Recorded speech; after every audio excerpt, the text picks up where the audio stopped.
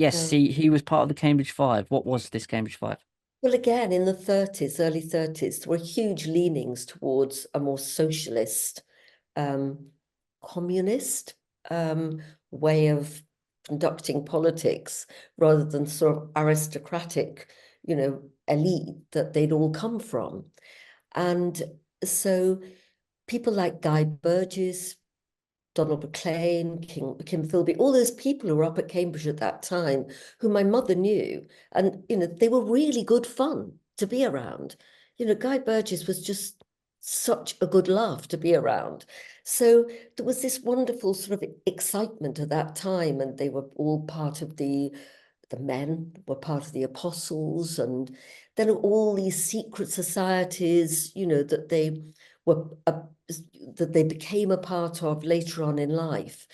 And for them to be drawn to see how they could infiltrate communist ideas into the Western world was daring. It was a challenge. It was attractive.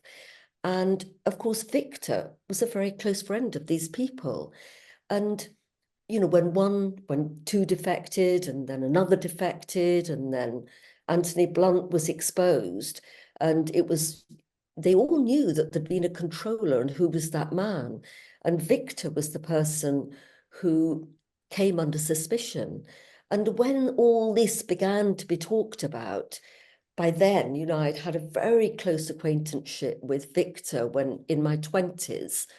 I'd had all sorts of conversations with him then. And I just thought, I had no doubt that he was the mastermind. He was the fifth man. He would have been a brilliant mastermind. He was a genius. He had an IQ of whatever.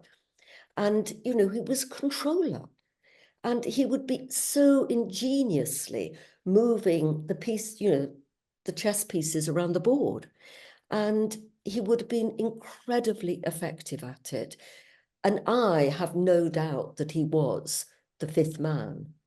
But more than that, if he was getting intelligence from Russia, then of course with, Israel in 1948, he was said to be a triple agent.